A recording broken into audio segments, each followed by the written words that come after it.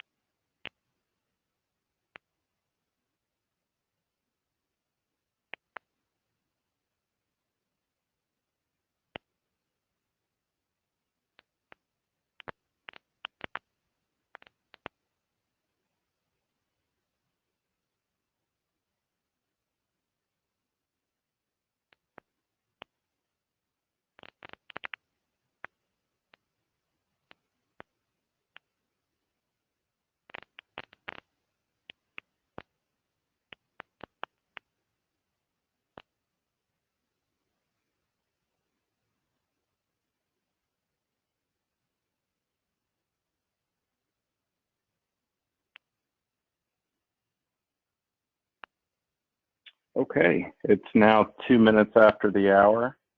So welcome everybody. Thanks for joining the Wednesday session of the ACM Lunch and Learn series. Today we're going to talk about global actions and linkages. We'll go in depth. We did cover some of the global actions portion when we talked about lockdowns a couple of weeks ago. So some of this will be a refresher of what we talked about a couple of weeks ago, and as well as there'll be some new content. So let's jump in, get started here. First off, there we go. So just objectives for today. We're going to talk about what global actions and what global linkages are. We'll define that. We'll go through some use cases for global actions and linkages. We'll talk about global actions and linkages versus using macros and triggers. Also we'll review key points to consider before using global actions and global linkages. And then we'll talk about some alternatives. There's some simpler tasks out there that you can accomplish without configuring global actions and linkages. And then finally, we'll go into a demo. So first, let's talk about what global actions and global linkages are. To look at it more simply, you could look at global linkages as a trigger, and then a global action is what you want to happen when that trigger is executed. So here in the example, we've got an emergency lockdown button. So if you press that button, that's your global linkage, and then locking down the doors, or all the doors in this case, would be your global action. So there's many different things you can do with global actions. Here's a list of all of them. Of course, we're not going to touch on all of these today. It's a very extensive list. So you can see just by looking at the global actions that it's a very powerful tool. So let's go in and look at what a global action looks like. So kind of the anatomy of a global action. So when you go to configure a global action, this is what you're going to see in ACM. The first thing, most important thing is the type of global action. In this example, I'm going to do something with an intrusion area. Specifically, as you see in the subtype, I'm going to disarm that intrusion area. And then down here in members, you'd specify specifically what that intrusion area is, because you might have multiple areas. And of course, you could have more than one area here in this example. And finally, what you'll see once you configure your global linkage and link it to your global action, you'll see it here. So we've covered half of the equation. Now let's talk about the global linkage side of it. So again, this is going to be your trigger, if you will. Many different types of triggers in the system. We have door listed here generically, but there's all kinds of different things that can happen at a door. If you have a door forced alarm, a door held alarm, if you have a local grant, if you have an invalid credential, so on and so forth. All of those things can be used as a trigger for a global action. And of course, you've got other options here. If you press a button and you want something to happen, of course, you've got inputs here, as well as things happening, on intrusion panels if you're using the Bosch intrusion integration, so on and so forth. So let's look at the anatomy of a global linkage. What you're going to see here when you go to configure global linkage, and one thing I should mention is when you're actually setting these up, you'll want to start by configuring your global action first, and then you'll move to your global linkage that you see here. So first and foremost, we're going to define which device is going to be our trigger. In this example, I've got a door, specifically the office door. And then I need to define, the specific event. In this case, if there's a local grant or a local grant not used. Optionally, you don't have to configure this in your linkage, but maybe in this case, you want this global action only to occur if a specific person gets a local grant. So that's here you could enter that token information. And then finally, this is the action. When this global linkage is triggered, what global action do you want to activate? And it could be more than one. In this example, I just have one listed. Of course, it could be several global actions. So we're not going to go into too much depth on macros and triggers. That'll be a future session. But it's worth noting there are some differences. Macros and triggers, function kind of similarly to how global actions and linkage do, but there are some key differences. The first thing I would note is that global actions run at the appliance level. So that means you can interact with devices, that are connected to one panel, and, you can have, the trigger on one panel and possibly an action, on a device that's connected to another panel. So enterprise-wide. Macros and triggers, on the other hand, those run at the panel level.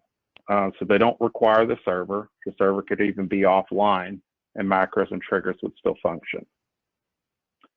So,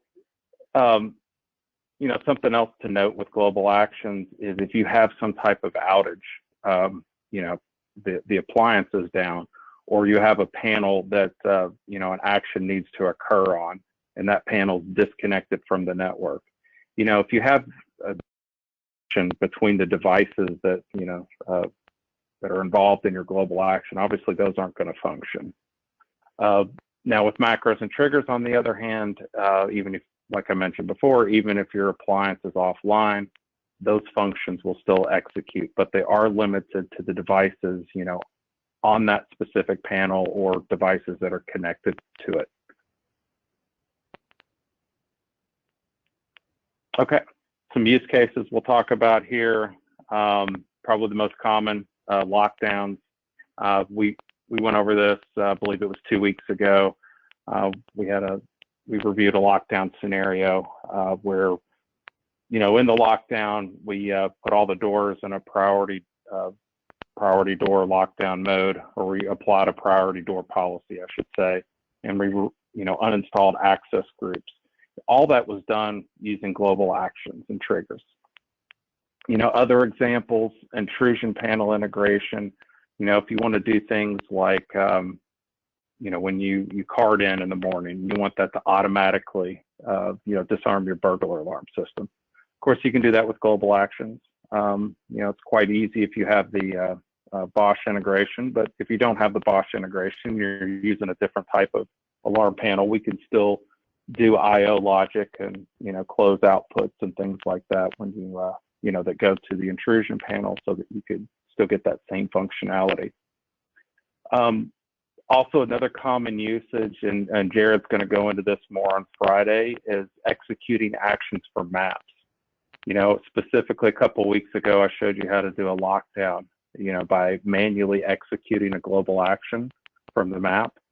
You could have other things, door mode changes. If you wanted to have a button on your map that when you clicked it, it puts the door in unlock mode, or another button that puts it back in card only mode, or so on and so forth. Another example would be if you want to run a certain action at a specific time, you can use the job specification tool. to execute a global action.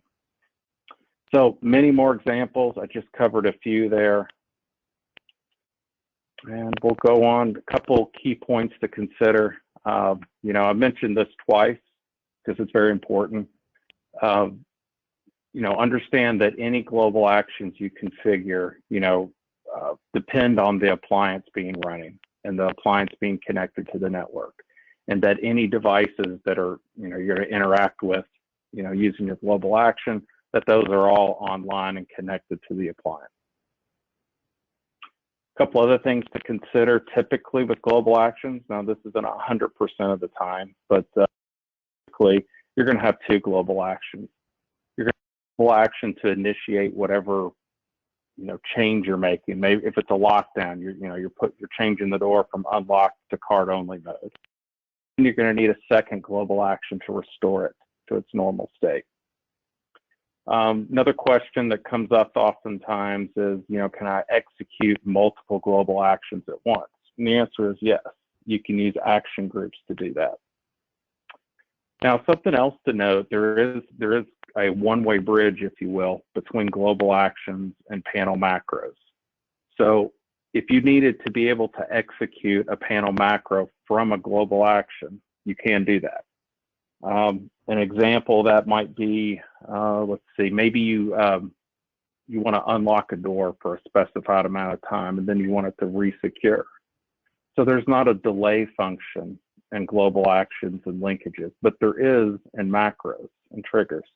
So what you could do is you could create that, you could create a trigger and a global action that, you know, perhaps it's if somebody presents their card, then that's going to unlock a door for 30 minutes. And what you would do is when that card's presented, that global linkage would trigger a global action, and then that global action would trigger a panel macro. And within that macro, you can actually do that delay function of 30 minutes. Last thing I'll mention, you know, this isn't absolute 100%, but I put here Mercury controller hardware required. And that's if you want to be able to use all the functions of global actions. There is some limited support for HID hardware, but just keep in mind, most actions will require that you have Mercury hardware. Okay, so global actions and linkages, very powerful tool. But what if you need to do something simple? There's a couple other solutions to take care of some of these simpler tasks. And again, you could do these tasks using global actions and linkages, but there's some faster way for, you know, I've got a couple examples here. You know, if you have to activate a sounder or a strobe at a door when you have a door held or door forced alarm, you could go in and configure a global linkage and a global action for each door that you want to do that at. If you got 100 doors, that's going to take you a while. So there is a simpler solution for that, and I'll show you that today. And also, if you know, this is pretty typical if you you want to install a door release button for the receptionist. You know, receptionist press the button and it does a momentary unlock at the door. Yes, you can do this with global actions and global linkages, but there is an easier way as well. So let's take the sounder or strobe, you know, local sounder, local strobe. You know, you want to fire that when you have a door alarm, such as door held or door forced. Under the door configuration, you have simple macros. You know, again, you could go into global linkages and global actions, and you could set up a linkage that, you know, when you know, there's a door held event, we want to fire a global action that turns on a strobe. A lot of configuration there, or you can just simply use the simple macros under the door. You've got some drop downs, very simple to do. You select which specific alarm event. You know, if you want these to only occur during certain times, you can apply a schedule. And then here's the output that you're going to fire. So this would be your strobe or horn here. You could even add a pre-alarm if you want to give a gentle reminder to somebody that, hey, you need to close the door.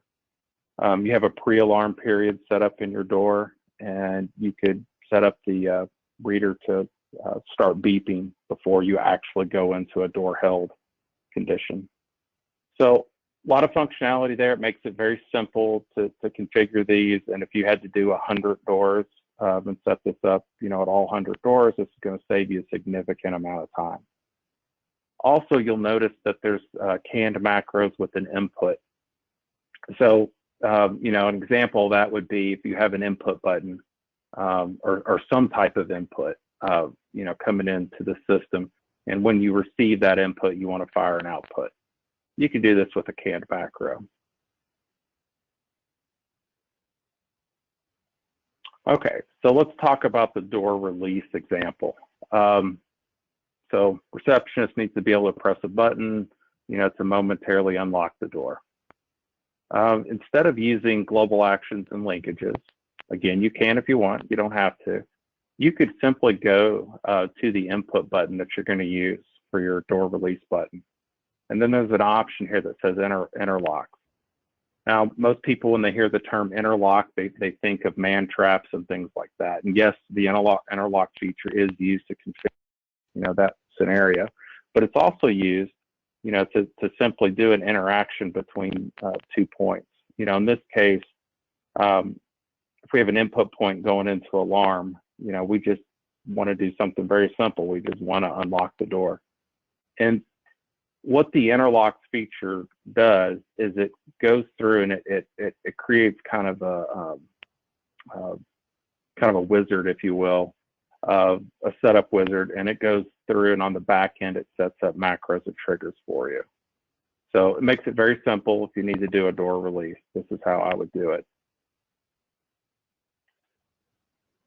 Okay, with that being said, we'll jump into the demonstration here. And again, and I apologize, I should have reminded you all at the beginning, if you do have questions, feel free to submit those in the chat. And then when we get to the end of the demonstration, I'll take everybody off mute, and we can have an open discussion at that point too. Feel free to ask questions at that time as well. So this is going to be, to talk about global actions, I'm going to do a quick review of the lockdown configuration we did a couple weeks ago, just because it uses global actions and linkages very, very heavily, and it illustrates a lot of the concepts. So just a quick review of that. 2 weeks ago, we did a priority door policy lockdown. Specifically, we went in, we created a policy that initiates the lockdown. In this case, we override the custom mode and put it in card-only mode for 24 hours active, and we run that at a priority level so that it overrides any other actions at the door. So this door policy, if you all remember, it's initiated by a global action. So global action can be used to install and as well as uninstall a policy. But before I get to the global actions, just remember with the policy, we had to actually specify a group of doors to apply the policy to. So under groups, we had lockdown doors here. I went to members, selected doors, then moved all my doors into the member category. And then I went over to policies, and I selected from my available policies over here and added them to members. Okay, so now let's go over to the global actions piece of it. Oops, sorry. Go to global actions. There we go. So, if you remember, we had a couple different scenarios. We had a soft lockdown, if you will, and that's where we just simply put the doors in card-only mode using the priority door policy. And then we had a hard lockdown where we not only did we put the doors in card-only mode, but we also uninstalled everyone's access groups and then installed the first responder group. So let's take a look at that. So we have here a global action that, you can see the type is set to policy install and uninstall. And you can see you've got a couple different options. In this case, we're installing this specific lockdown policy. you could see here that I also have a global linkage linked to this global action. And if you remember from our from 2 weeks ago that I had an option where you could manually execute the global action from a dashboard. So that option's still available, but you could also activate this lockdown policy using a global linkage. And in this case, it was a special card. So let's go back to global actions. So that, our soft lockdown is just applying this policy. But, and that's one action. So our global linkage just needs to execute one global action.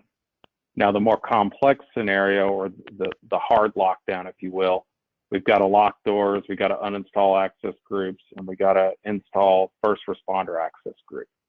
So you can see I've got global actions for all of those things. Don't worry, you don't have to have a trigger to initiate each one of these. You can use what's called an action group to basically execute all three of these at once. So you'll see here, got an access group. When I select access group from type, it's going to show me all of my global actions that are configured on the system. I just simply move the global actions over to the members section, of the global actions that I want to execute. And now when I actually go to initiate this action, I just initiate the action group instead of the individual global actions here. Now, if you remember also, as I mentioned in the presentation, you usually do global actions in groups of two. Your initial action, whatever you're going to change on the system. And then your second action would be to actually restore it to the system to its normal operating mode. So here, if I did a soft lockdown, if I wanted to restore it to its normal operating mode, I would just either execute this from a map, and this is to uninstall the lockdown policy, or I could use my card. In this case, I had a green card configured for this, and that would restore the system to normal. So same concepts here. We're just putting the system back to its normal state. So let's go over and look at global linkages for a minute.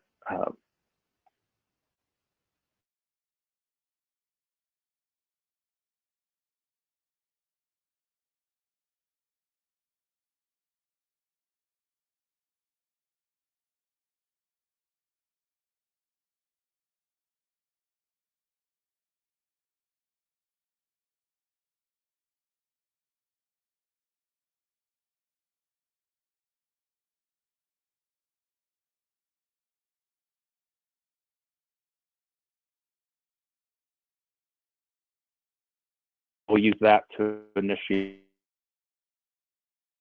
You can use to initiate a global action. So our global linkage, or trigger, if you will, we'll start with configuring the actual device. So what you'll see here, you've got many different devices you can select from. In this case, I'm using an input point. Once you select input, it's going to list all the inputs on your system. You simply find, your hard lockdown button, and then move it over to this area. Once you save it, then you need to define specifically what the event is. In this case, when the input point goes into alarm, that's when we want to initiate our global action. Something to note, when you configure the system to return to normal, let's say this button is a latching style button, you push it, it locks into place, it stays, if it's normally closed, it stays normally open, or it stays open until you reset the switch. So in that case, when you do the reverse, you would set up the global linkage very similarly. You indicate input point and alarm, and then you would check this box, and basically that indicates when the point returns from its alarm condition to normal, then that's when we want to execute that specific action. But I'll show you that here in just a second. Let's go over to tokens. We don't have anything in tokens for this specific action.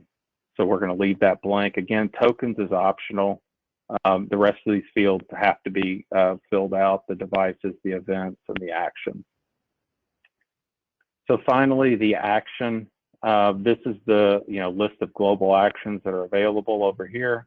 I just simply move the global action that I want to initiate to the members field and then save it. So that's our hard lockdown button. That's our first trigger, and so, or first linkage, I should say. The same thing is true with global actions, as well as global linkages. They're typically configured in pairs. So we press the button that's initiated the lockdown. Now let's look at how to restore that. The hard lockdown button deactivated. Again, as I started to talk about before, we're going to configure it the same way with just a couple differences as we did for the, to actually initiate the lockdown. We're going to select the same device. In this case, it's an input. We're going to select the same button. And then we're going to go over to our events. And I'm sorry, I clicked on the wrong global linkage. Let me pull up the correct one here. We'll go to events. We'll select input point and alarm. And here's where we click points return. So that's going to indicate when that point goes to its normal condition, then we want to execute, the specific global action. So again, we skip over tokens, then we go to actions. In this case, we're going to activate the restore hard lockdown action group. So that's going to put our system back in normal operating mode. Now, global linkages, you can, with global linkages and global actions, you could have, more than one global linkage that executes, one specific global action. So you don't have to, in this case, the next example I'm going to show you, instead of using a button to initiate that lockdown, maybe you use a specific credential. You don't have to go create a whole new set of global actions just to use with that one linkage. You could have, multiple linkages tied to one global action or one global action group. So you can see here, I've got a red card that's used to, initiate a lockdown. So our global linkage is going to be different. It's not going to be a button this time. It's going to be a card, but our global action is going to be the same as you see here. So in this case, I'll go to device. Instead of selecting input, I'll select door. Your available doors will appear here. These are the doors. These aren't the lockdown doors. These are the doors that will be used to initiate the lockdown. Could be the same doors, or maybe you have a dedicated reader that you use to initiate a lockdown. That's fine. You just select the specific reader, that you want to use to initiate the lockdown. I want to be able to use it on all my readers, so I moved them all over here. I'm going to go to events. Now, you can see, and if you all remember, I explained why I've got 3 different events here last time. When somebody presents the red credential at the door, I want it to lock down regardless of whether they open the door or whether they just present the card to the door. So local grant, that event occurs when you present your card and open the door. If you just present your card to the door and don't open it, then you get a local grant not used. And then also if the door is unlocked, so if I did this at the front door and my front door is unlocked and I present my card, I don't get a local grant. I get an open to unlock door event. So that's why I have all 3 of those events configured. So if any of those 3 events occur, then I want this global linkage to activate my global action. Now I'm going to go to tokens here. Now, in this case, I'm going to use the optional tokens field. So what you see here is you get basically an option to search for your specific token that you're going to use. I believe, let's see, I have, yeah. So I've already moved the red card over. So you would search by the identity, last name or first name, or even card number. And of course, you've got other fields that you could search for too to find that identity and the associated token. So you can have more than one token. If I, if this were a school or something like that, and I wanted to, didn't necessarily want to have a special card, but maybe I had a special reader, that was located in the office, and that, any, administration staff presented their card to that reader would lock down, the doors. You could specify multiple tokens here. And then finally, we'll go back to our actions here. And this is, you can see this is the same global action that we initiated when we configured the global linkage button.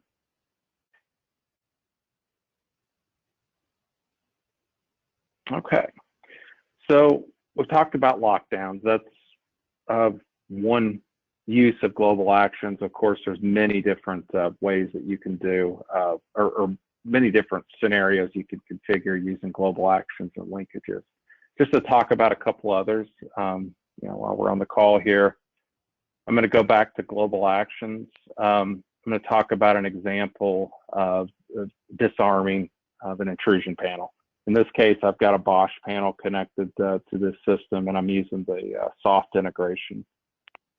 So we'll first look at disarming the panel.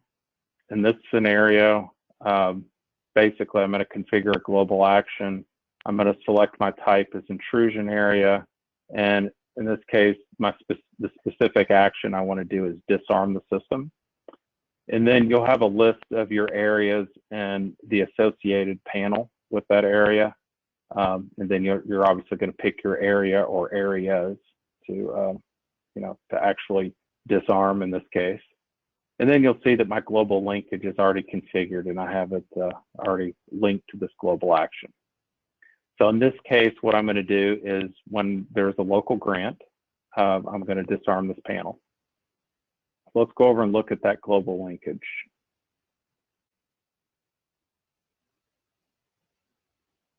Now, I should have mentioned, I don't want anybody to be able to disarm the system. I just want specific users in this example. So in this example, I used my token. And so let's walk through how we would configure that. So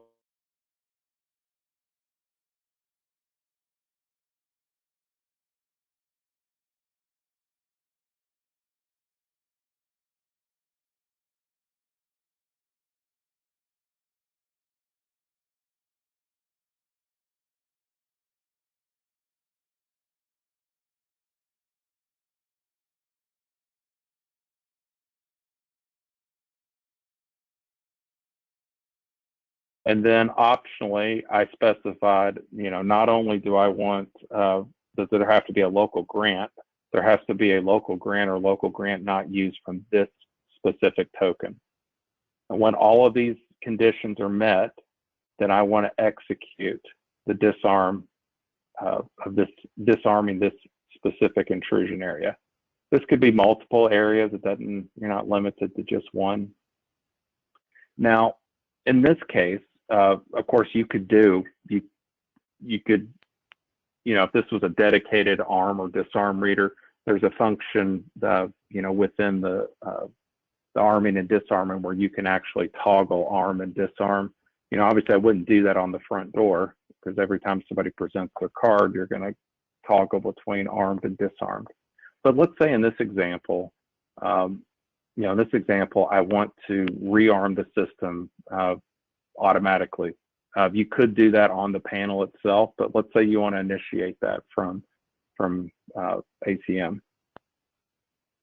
So instead of having a global linkage to do that, we're just going to schedule that to run automatically.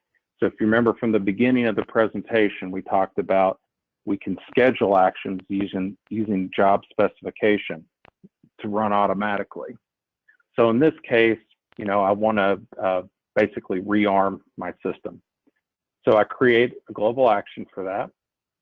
Again, it's going to be intrusion area. I'm going to use the master instant arm.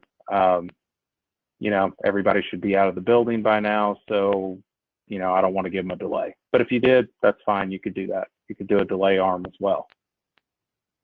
So, and here's the toggle arm disarm feature that I mentioned, earlier. If you had a dedicated card reader that you're using for arming and disarming, this might be a solution that you could use. Just that, obviously, every time somebody presents their card, it goes from arm, and then disarm. So it toggles between those two states.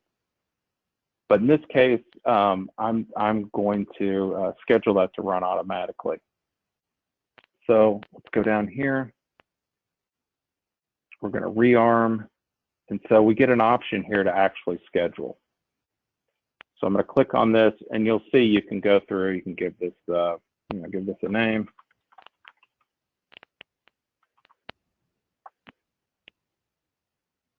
In this case, we just want to arm the panel. Our off action, you could just make it the same. You want to arm the panel. The output format, this creates a report of the action. It's a one-line report, so it's not very extensive, but it will put a copy of this report that shows that this action ran. It will be copied to the server.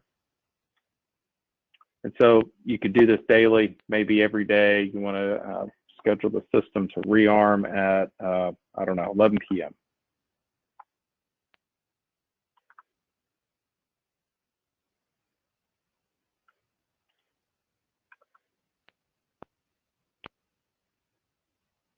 So now we've scheduled that action to run, with the job specification tool, just to review, to access that tool after you've scheduled it, to actually activate the job. You'll go to my account here. We'll go over to job specification, and you'll see alarm panel arm. I scheduled it to run, but if I want it to actually run, I need to go over here to job specification and click on it and then activate it. So now automatically this job will run at 11 o'clock at night, and it will manually rearm the system. And then when that runs, you'll get basically an entry here, with the name of the job specification. And then this is the PDF. You can click on it. Again, it's a one-line report. It just indicates that it actually ran. You can get the same, information here. This indicates when the job specification ran and at what time it completed. This obviously is a custom report, not necessarily the action we just configured.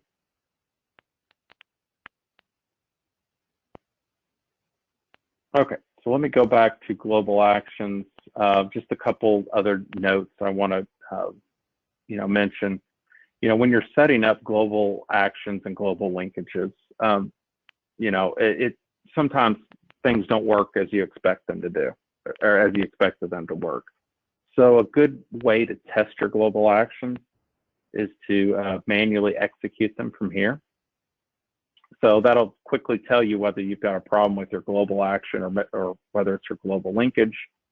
So if you go here, you manually execute your global action and it works, then we'll go over and look at our global linkage and see what the problem is from there. So with that being said, I wanted to leave some time for questions. Sorry, I've got a few things popping up. One other thing I did want to mention, I'm sorry, before we get into questions. I talked about being able to link global actions to panel macros. It's a one-way street.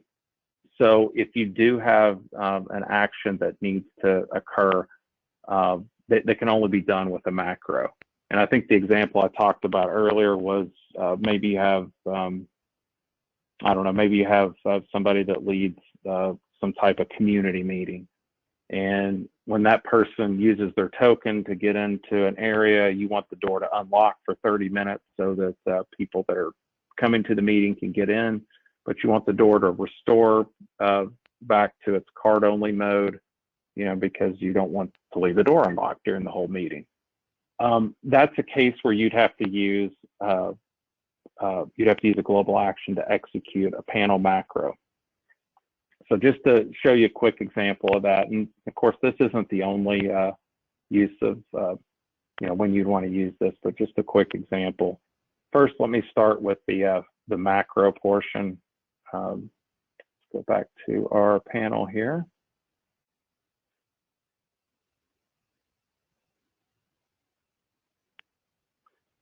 So in this case, I want my door to unlock. I want it to remain unlocked for 30 minutes, and then I want it to go back to card only. Can't do that with global actions. So here I've configured a macro to do this, and then these are the specific macro commands. You can see I'll go in here, when this macro is executed, changes the door mode to unlocked. Then here's our magic delay period. In this case, 3,600 seconds.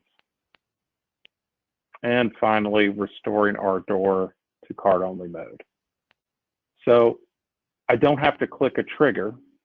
I could, but in this case, well, actually I can't, because in this case, I want a specific person to be able to activate this. I don't want everybody.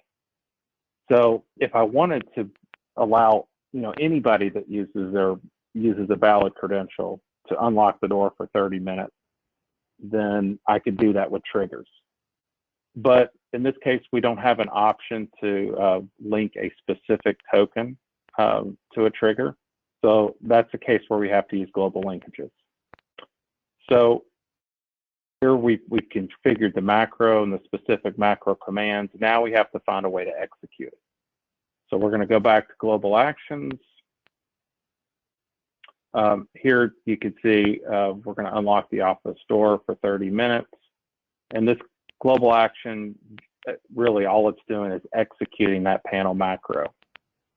So it's our bridge from global actions and linkages to panel macro. Now, the other half of that equation, of course, is the actual global linkage that's going to execute the global action, which will then execute the panel macro. So remember, I'm going to use a specific token, not just anybody. This is the group lead that's going to come in and unlock the door and let everybody in for a 30-minute period. So here we'll set up a linkage. Our device will be the office door. These are the specific events. In this case, local grant or local grant not used. Here's our specific token. This is the piece we can't do with macros and triggers alone. And then our action is to fire our global action, which will in turn activate the panel macro. So that is a high-level overview of global actions and linkages. Now I'll open it up to questions. So if you have questions, feel free to come off mute. Yeah, Rob, there's a couple questions down towards the end. I think I've gotten most of them. I'm going to run one of the polls real quick as well. Okay. So one of the questions from Jeff was, can a scheduled job send an email when it's finished running? Can a scheduled, I'm sorry, a job specification send an email? Yeah, job spec or a batch job. Let's take a look here.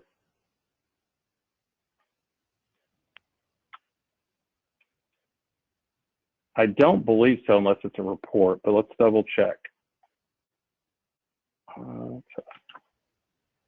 I think you're correct, Jeff. I think the answer to that one is it can send an email on a report, but not on a job specification. Yep. Although I guess you could add a send email global action to your action group that could send an email when the job specification starts. The only trouble with that though is if you do that, if you don't have associated global linkage with it. So let me just walk through that real quick. So there is an email option with global action. So if you execute that global action and you do it manually or with the job specification, you're not going to get the detail in that email. You're going to get an email that basically says test email. So what this function does is if you execute a global action that includes an email, it takes the information from the global linkage and sends that in the email message. Yeah. Next question was an easier first card unlock for a snow day. That's kind of a more detailed question than I think we probably have time to set up for today's webinar. But there are some first card unlock scenarios or solutions that we can do both with macros and triggers and global actions and linkages, or one or the other. Dale, what I'd love is reach out to one of us, one of the sales engineers, and we can work through that directly with you for a specific application. We've got a couple documents on how to do it, but that's kind of a case-by-case basis solution. Can the macro to unlock the door for duration based on a schedule? Can the macro? Yeah, so that's more of a macro and trigger question. I think what Clint's asking there is, can we have a global action trigger a unlock schedule for a door? Essentially, I want to unlock the door for 8 hours, or I want to unlock the schedule for unlock a door for a certain amount of time and then relock it. And I believe I think you covered that with yep. With a policy install, right? That would probably be the best way to do that, is just do a policy install and uninstall. But Rob, if you have another way you want to cover. No, I think the policy would be, a good means to do it. You could also, if you had a custom schedule defined for the door, let's see if I have an example here. You could turn off the schedule with global actions. That's another option. I think the door policy would be a better fit for this, but just since we're talking about global actions, if you wanted to specifically turn off a schedule, maybe you want to, the door is scheduled to unlock at 8 a.m., but you don't want it to unlock until somebody's actually on site. Not just using that to, illustrate the point that you can modify schedules, but probably not the best method to do a first card unlock. Jared mentioned we've got a couple different knowledge base articles that talk specifically, on how to configure those scenarios. And also we also have a good knowledge base article that we can provide too on configuring, how to manually override the system for a snow day or an early dismissal, or, in the case of a school, an early dismissal or a delayed start. I'm going to open up the last poll here for everybody who's remained on. If you wouldn't mind answering this guy here. And we still have a couple minutes left. If anybody has any questions, feel free to throw them in the questions chat or in the chat itself, and be happy to answer them for you.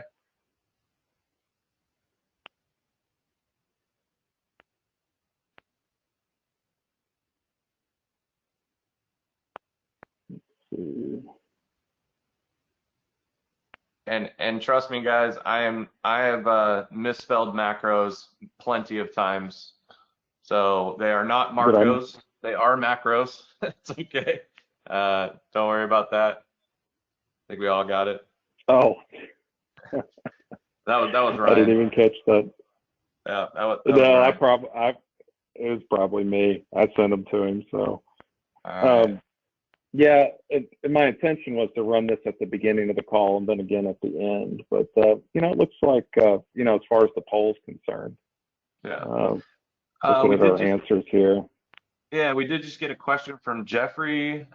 When doing interlocks for a door release, when they unlock button and the door have to be on the same panel for interlocks. Yes. So if you're using interlocks, which are technically macros and triggers, what we did with interlocks, and we are going to have a future webinar that's going to cover some of that, but interlocks are essentially just macros and triggers that we have simplified for creating man traps, for creating interlock scenarios. So they do require the doors to be on the same panel chain. However, much like there was a question earlier from Jeff, I'm sorry, from Matthew. Sorry, my dogs are going crazy. There was a question earlier about can a macro trigger a global action? And natively, no, you can't have a macro trigger a global action. There's no, it is a one-way sync. However, one of the things you can do is you can have a macro trigger something that ACM on the appliance side can monitor. So like an output going active or an input being masked or something like that. Those types of events can be monitored by a global linkage. So you could, in theory, create a series of interlocks for a set of doors, and then a part of that interlock create a macro that fires an output so that when a door goes into a specific state, that it triggers a global action on another door on another panel. So one of the things that's really great about what Rob's shown you guys here with global actions and linkages is that although it is a bit of a one-way street, there are a lot of ways that you can tie these together. They're just not native, right? They're not in macros. You don't have any way of natively controlling a global action or a global linkage other than a physical change of state is typically what we would recommend there. But there's a lot of cases where we can do some of those functions. And for anybody who's had problems or saw the screen flickering or freezing up, we do apologize for that. The recording does look like it was okay, so we will be sharing out the recording of this webinar along with the previous ones. So apologize for any technical difficulties there, but we'll definitely get that information out to you guys so you can watch the recording. And if you're not getting that information, please feel free to reach out to one of us and we can get it for you. Any other questions, guys?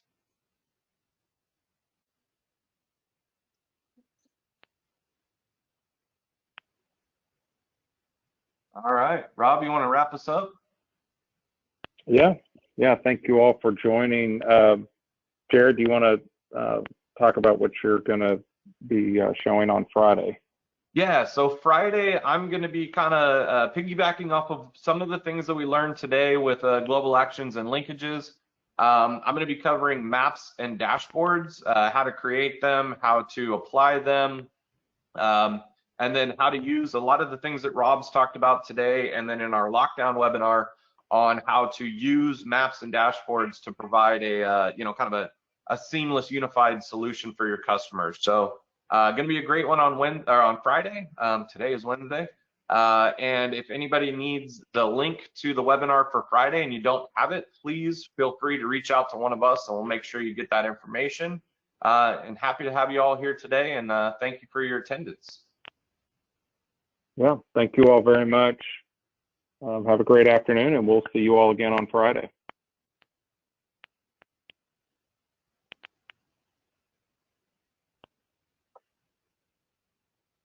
Rob, hang on one second. Don't end it. Okay.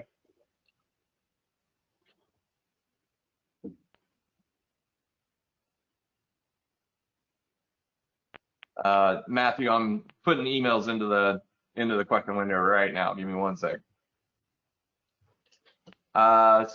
AJ, if you're still on, Friday would be 2 to 3, depending on your time zone. It's going to be at noon on Pacific time. Sorry. So yeah, if you're in the Central, it'd be 2 o'clock. Eastern will be 3 o'clock. If you're out here on the left coast with me, it'll be right at noon.